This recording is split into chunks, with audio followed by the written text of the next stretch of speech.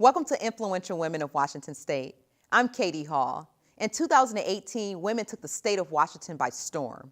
Being one of 38 women newly elected as mayor in Washington, Dana Raff speaks with us about the responsibilities of managing and leading the changing city of Kent. I feel like I'm part of kind of that new generation of leaders, and making sure that we're making Kent a city. I always talk about, I want it to be a city that my kids want to come home to, right? So we're going to send them out, they're going to go to college, they're going to get all that, but I want them to come back to Kent. And so focusing on what it is that they need and what they're looking for when they start to have their families and when they look for jobs and those kind of things, that's really at the front of our focus all the time. Very nice. That's good to hear. I'm sure parents are going to like to hear that as well. Right? Like, oh, and nice. It's selfish. I have boys, 18 and 21, and I want them to make Kent home. So very nice. And where are they right now? So I've got one that's a senior in high school, and my oldest is at Montana State studying to be an engineer, and so the goal is to get him from Bozeman back to Kent. Absolutely. There's a lot back here in Washington for him being an engineer. And oh that's my exactly. Boeing And our Kent Valley, really strong in advanced manufacturing, a lot of fantastic companies. So there's huge opportunity, and we want to make sure that we continue to grow that. Isn't Blue Origin in Kent? Blue Origin is absolutely. Blue Origin. Yep, Blue Origin. We have 1,300 rocket scientists in Kent. That is insane. But again, people don't know that. That's part of that telling the story and getting people to understand that there's a lot going on in our city. They just bought a huge chunk of property. They're looking to build a whole campus there, and they're going to continue to grow. And as a city, I want to make sure we're facilitating that growth, because those are the kind of jobs that we want our kids to have access to. Absolutely. And so what are you doing around the storytelling piece in the city? So it's really about transforming our image and who we are, right? There's sort of this Kent's a small town, Kent's a farm town, all of those things that are left over from the 60s, 70s, even 80s. And so it's talking about Blue Origin being there, and Amazon and Starbucks and those kind of companies. I didn't know that one. We have a distribution center. We have 1,100 employees or somewhere in that area, almost 1 million square feet in the city of Kent. So there's a lot of things going on, and we've got a ton of small businesses. The company that my son currently works for, Tritech Manufacturing, they work with the Navy and building parts for Navy ships. All of that's going on in our valley, and it's making sure that people understand that and sort of re-envision how they think about our city. Absolutely. And so I have a question to ask you about all of this. This is great for the city of Kent, and gentrification has a negative context that comes along with that. And especially when I talk to people in the city of Seattle and in the CD district in particular. However, that has in some ways had a positive impact on Kent. Correct, right? So you get the good with the bad. There's no question about that. But we are seeing people moving from Seattle to Kent, and so it's helping us diversify our housing market, making sure that we have everything from that low income all the way up to that upper end, right? We're looking for those millennials that have gone out and gotten those really good jobs and come back. It's bringing that kind of that critical mass into Kent, and so helping us attract businesses that are catering to that, and we'll all grow together. So while there's affordability issues everywhere, what's happening in Seattle does have impact on Kent. Yeah, but it could be a positive impact. But it can be a positive because there's more impact, diversity coming into Kent probably than ever before, right? Kent is the 10th most diverse city in the nation. Oh, wow. Right, right. In the whole entire country, we are number 10. So you think about that and all of the gifts that brings. And one of the things I love about our city is that we've embraced that. That is not a negative thing. Some places, right, it's we're not so sure about that. But if you look at our city, you look at our high schools, this is something that we're celebrating every single day. Very nice. And so when you think about like that future generation, how is the city engaging with the schools? So that's one of the places that I'm really working hard. They're two separate entities, and they've kind of operated that way. But working on developing relationships with school board members, the superintendent, because there's things that the city can bring, programs and dollars that the district can benefit from, and vice versa. So it's really working on developing those relationships and making sure that we are the go-to partners when it comes to those things, working on job development and opportunities for our kids, so they can They can grow up, get a job, and come back to home. Yeah, and so you have, I think, on one of your school board members, Denise Daniels. See, right. That's and when I we talk about her. developing amazing. those relationships, Denise and I have committed to working very closely together so that we can figure out how to sort of bridge that gap between the city and the school district. Yeah, she's been in the schools for a very long time, right, in different roles, and so that's really good to see. And I was really happy about that because I was a little concerned when I interviewed her a few months ago, and I was a little concerned because I'm like, how can you work in Auburn schools and then be on the school board in Kent? How does that work? She said it has nothing to do with each other, Keila. Right. And so, like, how do you leverage some of her learnings and her education in Auburn to be able to leverage that in Kent? And her enthusiasm, right? Yeah. So she has a lot of kids. And she has a lot of kids, and she's very proud mom. There's no, and she rightfully so. She gets it. She's a parent, but she also has that background, and it's like me coming from council into mayor. There's sort of you get to just jump in and go to work. So it takes away some of that learning curve. And so I think with her working in Auburn, she gets what makes her frustrated, she gets what she likes, and she can bring that to Kent. So I think it's sharing that experience to make Kent a better place. And let's talk about that. So you were on the council of Kent. You said for 6 years before becoming a mayor. So talk about some of like the lessons learned on being on council. So I think first of all, it gave me a really good understanding of our biggest issues and our concerns and budget and all of that kind of thing, but gives me a perspective on how I want to be able to work with the council. So there's a really fine line between being a council member and a mayor and those jobs and roles. And having the council perspective, I know the things that sort of made me crazy when I was council, and I think things that I want to see or not see. And so we've gotten off to a really strong place. The council president and I are working really closely together because nobody wants to see council and mayor arguing and not, right? So if we can work this stuff out and come to a consensus ahead of time as we go forward, then it's less tension and competition. And so doing it a little bit differently than maybe past mayors just because of that perspective. That's a good perspective to have. And, speaking of, I know like in corporate America, sometimes when you go from being a peer to being the leader, it can be a gap there. So talk a little bit about your experience with going from peer to leader. Right? So we're still figuring that out. We're still trying to navigate that. I was very fortunate on the employee side to have really strong relationships with employees across the city. So it is kind of going from this one place to the next and trying to figure out where is the familiarity and how does that help, and then where is the kind of me stepping in and taking that role as leader. But I think that it's a positive thing, and working together and being able to start with, they know that I'm coming from a place of positive intent, and I know the same about them. And with that, we can do anything. Yeah, absolutely, absolutely. So talk to us a little bit about like one of the hottest topics right now around America, the gun violence in the schools.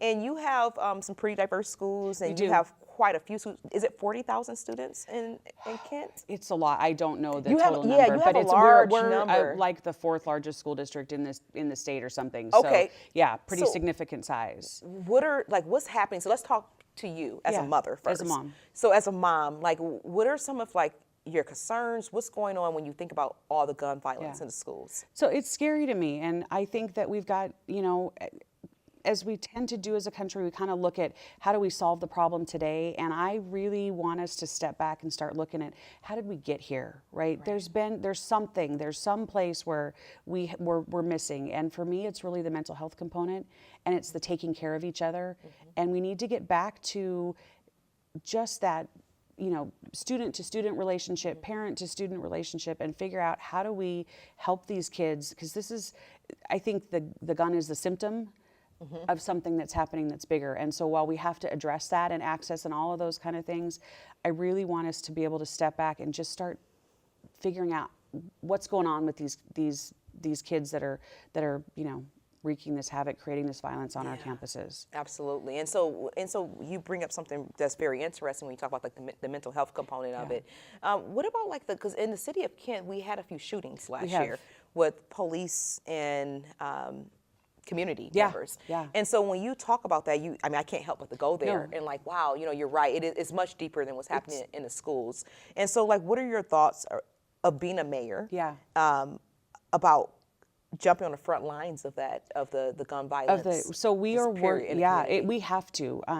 We have already this year had a couple of shootings, and we know that they're mostly all gang related, right? So again, figuring out we've got a symptom, and the symptom is the shooting, and we've got to figure out the problem. So I'm working very closely with our South County mayors, Mayor of Auburn, Mayor of Federal Way, Renton, to figure out how do we address this together, because it is, they don't understand the border between Kent like, and let's Renton. go It's to like, Kent, oh, go we're going to do start, killings, right? yeah. Right. And Let's so, I step mean, out of Renton, same yeah, symptom of absolutely. the gentrification, right? We're seeing Yes. that's that negative piece we talked a little, Yes. that's moving south. And so how do we address it? And it's going to have to be through our police department, right? That's got to be sort of the front line. You do something negative in our city and there's going to be consequences. But the other side is, how do we work with our kids on prevention? So whatever need you're finding in the gang, how do we as a community provide that for you in a positive sense? So for me, it really is about, again, going back to that root cause, making sure that the kids in our community and the young adults understand that there's a different way of doing things, and it doesn't have to be, we know that they're finding that sense of family and relationship and all of those things, right? And so that means that they're not getting that someplace else. And that's exactly what I was going to bring up. I say, because there's, I've been watching quite a bit of documentaries, and just I grew up in the city of Detroit as well, born and raised, 24 years, and a lot of times, to your point, when kids are joining gangs, especially kids of color, when they're joining gangs, like you said, it's not just because, hey, I want to be this big, bad I don't think person. that's ever well, the you start, said that. Yeah, right. you said that. You absolutely, and that's why I'm happy that you said that. And a lot of times it's because of, like you said, that lack of family, that lack of support, and then sometimes it's just simply protection, right? Because of everything else that's going on in their world. And I haven't heard anyone speak like this as a mayor before about that. So how are you going to be able to take that to your streets? So we are already working on taking some funding that we have and working with organizations that are already on the streets, right? I am never going to be able to walk up to a kid and say, hey, I think you shouldn't be in a gang. That's right. I'm not going to have that relationship. So I know that I've got to get the funding to the people that already have that credibility and develop those relationships. And we're actually working again in the South County on targeting kids that we know are influencers, right? So we can sort of pinpoint a lot of this stuff back to particular kids, and how do we reach out to them and start there? And because there are circles that sort of go out into these webs, and if we can figure out how to, and it's about one-on-one relationships. It's not like just some big blanket program and say, hey, don't join gangs. That's part of our message, but it's got to be about individuals and single relationships. And so there are already great people doing great things in our community around that. And so as a city, I want to make sure we're supporting that. And the best way we can do that is with funding. When we talk about the community and the police, there's so much tension between, and I hate to say that too, because I know the police is a part of the community. I don't mean it in that sense, but what I mean is the people that's living in your city every day, and some of the individuals who are having the incidents with police officers, they don't trust the police. Right. And the police, on their end, they don't really trust the community either. And so it's a very scary place to be in. I'm torn. It's like I feel it's a bad feeling for those people in the community, right? And I'm a part of that, but it's also I'm sure the police officers are scared too. And so it's like, how do we bridge that gap? It's relationships, right? It's just like, so one of the things I am most proud about our police department is that we are in the community. So we have taken the time to establish relationships with leaders in a lot of our diverse population, right? So we've kind of gone out and identified who can be our voice and who can be our relationship. And so we have very regular diversity task force meetings, and it's things like, this is why the police department does this, and this is, so there's a training, so there can be an understanding. Every time we have an incident, we immediately call that group together, and within less than 24 hours, we're talking with that group saying, this is what happened, here's what we know, here's where the investigation is, and it's about developing that trust. We've had a couple of bad incidents here just recently, and immediately called neighborhood meetings. So we invite the entire community in, and our department is extremely transparent. This is what we know, this is what we're doing, and the goal is to have that baseline relationship so that when something really bad happens, and the reality is it does, right? We know that. That we're not starting from zero. And I think every action we take brings us closer together, and it's, we're building trust. And that's important. That trust Extremely factor. important. That's all it is, really, Yep, right there. Right? It's the basis of everything. If we don't trust each other, no matter whether intentions were good on either side, we're never going to believe that. But if we have that baseline and know that we're being honest with each other, that's how we're going to move forward. Absolutely. I want to change the context of our conversation here. So there's, you're a woman mayor, and you're part of a huge legacy in Kent of like women mayors. And so what would you say to the future generation on a reason why women need to consider politics in or being a mayor? Because we do things differently. I mean, and I think that you will hear this if you've not already heard it. We women are collaborative, right? We are solution oriented. I think there's a little less ego involved, and it's more about how do we get things done. We just tend to approach things differently. I was very fortunate growing up that I had a dad who never told me I couldn't do anything, right? He taught me how to drive a truck and run a backhoe and do all those things that are sort of that non-traditional. And it let me kind of come from a mindset of I've never had that thought, well, I can't do that because I'm a girl, or I can't do that because I'm a woman. And I want our girls to understand that they can do anything they want. And it's important because we bring a different voice to the conversation. Absolutely. Right? And it is about balance. It's about having both sides, and I just think the collaboration piece, and you'll I think with that I-5 corridor that we talked about, right? You are going to see amazing things happen because we are willing to reach out, and it's not my kingdom, right? Kent is not my kingdom. Kent is my city and my place and my family. And if I can look to Nancy Backus in Auburn, or I can look to Jenny Durkin in Seattle, and we can get things done, that's my whole goal. And I think that's the message we need to send to our girls. Awesome. And our boys. And our boys, right? And be willing, right? Be willing to, we've got to work together. Absolutely. Absolutely. And so I've heard this message throughout, especially when I started college, about women in their seat at the table.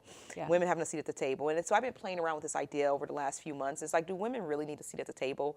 Or do we need to start creating our own tables? Or is it a combination of both? I think it's a combination of both. I think that we have to be willing to step in and be at that sort of traditional table. But at the same time, our own table gives us a chance to talk to each other and support each other. We've got a female electeds group in King County, and we meet, every couple of months, and it's just to sit down and talk about some of the challenges, because they're new roles for a lot of women in especially in government, right? It's not, we're seeing this shift. And so I think that it's got to be a combination. I think we step in and we assert ourselves at this table, but we work together and figure out how to do this at that table.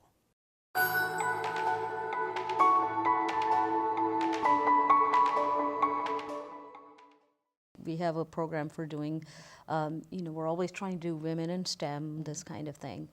And Christina, who's the person who puts this together, she said, I'm going to leave out this women in piece. She said, we're going to have a STEM panel.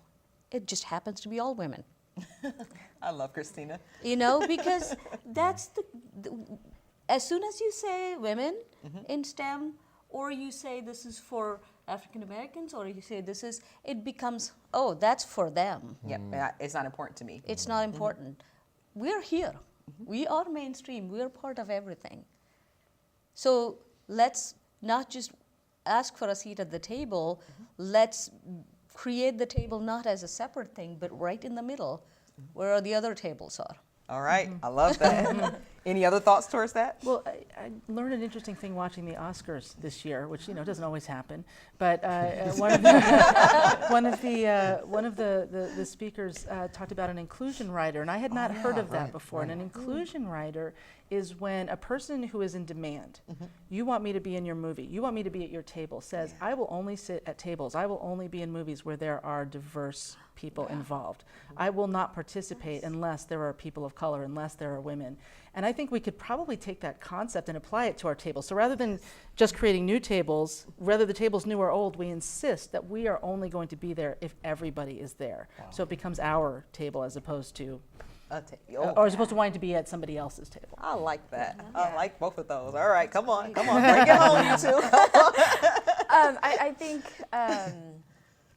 I You said creating a new table or trying to join, and I think it's a combination of both. I don't think creating the same table or treating everybody the same. We're not there yet. I want to be. We all want to be. We all want to be able to go into a room, but we're not there yet. So I think the first step is to hey, we are here. We demand that we see diversity. We see things, and we ask that of any table that we're at, that we get to be part of that or introduce that.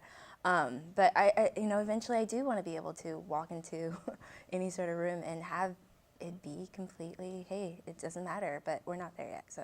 I'm not there yet, okay. Yeah. Yeah, it's beautiful.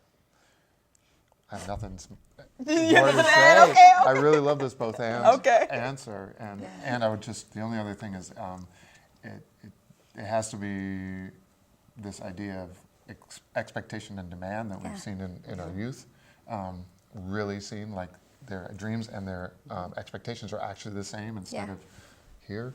Yeah. And things in this country change because we change rules, not just because we say what we care about. We actually have to have laws and rules that support that. I don't think slavery would have ended by sort of like a consensual, hey, let's just stop this. Yeah, right? exactly. It took a war and laws and rules to do that. And so this is just as significant and requires just as much intentionality. Why is that so important for women to be in leadership positions across many roles? I think women bring a different perspective sometimes, and sometimes they bring a different energy. They tend to, they can look at things in a different way, maybe things that have been status quo forever, and they can bring and they have the courage to change some of the things that need to be changed. I mean, I think it's funny that we're even having this conversation about why it's important for women to be in leadership. We're 50% of the population. Oh yeah. It's the fact that we have to even consider why it is important is a little, it says we're not where we need to be. When you don't have people, speaking from a political perspective, when you don't have people at the table who have different experiences, no matter how hard the well-intentioned people who are at the table try, they're not going to know. They're not going to know the needs of the people they're representing. They're not going to have that day-to-day familiarity with the issues. And so they won't be able to represent the way we really need to. And one thing I will say, though, is that we're seeing that change in politics so fast. For the first 5 years, I would go around and talk to people. I'd say, please run for office. I would encourage women to run for office, and they'd all nod, and I'd never see anybody. This year, there's so many women running for office locally, nationally. It's amazing. And it's important to pull this into context and really honor a history as well. There are shoulders. There are people who've been encouraging this for so long. There are people who've really made things possible. I feel like it's a threshold time, and it's really important. And my clinic is named after a woman. The clinic next to me is named after a woman. Many of the institutions in the communities I work in are led, carried, held up, supported, and historically built by women. That's true. Yeah, and speaking of, let's talk a little bit about our professions here, just so we can get some little bit more context around that. So you mentioned that your clinic, Odessa Brown, named after a woman. Talk a little bit about women in your field, like the women that you work with on a daily basis, and how they help you to keep the clinic running. Oh yeah, everything. I mean, I think of my most important teachers, from my mother to the people I work next to today, are women. My true introduction to what it really means to work in a community as a pediatrician, it was by this woman, Liz Thomas, who was the first African American to become a nurse practitioner through the University of Washington's program, and she took me by the ear, walked me outside, and she told me what it really was to be a community physician, and I've been so inspired and humbled by just great people around me, and almost all of them women. Wow, very, very interesting. That's coming from a male ally, right? And so I think that part's important. We're going to talk more about that too, about the reason why these conversations are important for both young boys and young girls, right? We both have to have the conversation. So Gita, when you think about your role, because you're with Bellevue College, talk a little bit about the reason why it's important for women to lead in higher education. Higher education is kind of an interesting place because if you look at the students who go to colleges, women tend to be predominant these days. The numbers are shifting. And then as you go up in higher education, you start to see the numbers drop off, you know. So women being in positions of vice presidents, presidents, chancellors, that's really critical. It's the same thing that we talked about before. When a young woman starts going to college, if she does not see women in leadership roles, there's not much that she can think about. It's very hard to visualize yourself if you don't see women in those roles. So representation is very important. It's very important. Very nice. And then Jasmine, Yeah. you are a millennium and you are an engineer. So I talk to am. us about both of those perspectives. So being someone that's a Black female engineer, it can be challenging. But I, like you said, it's been very nice to have people that have paved the way and showed me, hey, this is possible to be a Black female engineer. I had a really great set of instructors, you know, Dr. Ozer, and people who kind of was like, hey, your standard is just as high as any other male counterpart that will ever, you know, you will ever encounter. And it's easier to go into a workplace that is dominated by men or even different cultures and people who are not like me. And it's easier to kind of see I'm just as capable and can do anything I want to do. Yeah, absolutely. Absolutely. Can I add Yeah. something to that? Yeah. I mean, it's interesting the language you're using. I don't know if you know Debrina Jackson. Yeah, absolutely. She introduced herself, and I think this is where we need to change our language. Is she introduces herself as a double asset. Oh yeah. We are Oh, taught yeah. to say, I'm as good as. Yeah. But no, you're a double asset. Yeah. Yeah. Talk to us a little bit more about that double That asset. I am a person of color and I'm a woman. Yeah. I bring two assets. Absolutely. Plus, You know. Yeah. That's profound. It is. You know, And it just yeah. stayed with me because it was so powerful what she said. Can I ask you, do you Absolutely. have to code shift in a way when you're in an industry that is so male dominated? Do you find yourself changing the way you show up in that space? Absolutely. And always having to be aware of that too is something I think that you walk into any sort of room or a meeting or things like that, and you have to be aware that you're going to have to fight harder. You're going to have to make sure you're prepared. You can't come in there and wing it. I have to bring my A game in any asset, any faucet I'm in. So, yeah, definitely. So talk a little bit about that weight that carries on you. You have to bring an extra layer into the workplace before you even walk through the door, it sounds like to me. I believe so. Yeah, it's a weight that you carry, but it's a weight that I feel like my mom has always instilled in me since a young age. You know, always work hard for what you have, and so I think it's a weight that I don't necessarily feel like it's a burden. It's who I am. You know, it's something I want to instill in any future generation that goes forward. You know, this is work hard. You bring your A game no matter what. Thank you for joining us in our exploration of leadership. We hope you're encouraged and inspired by Dana Ralph and women like her leading in elected office across the nation. Join us for future episodes of Influential Women in Washington State to hear more discussions from extraordinary women. Until next time, I'm Katie Haw.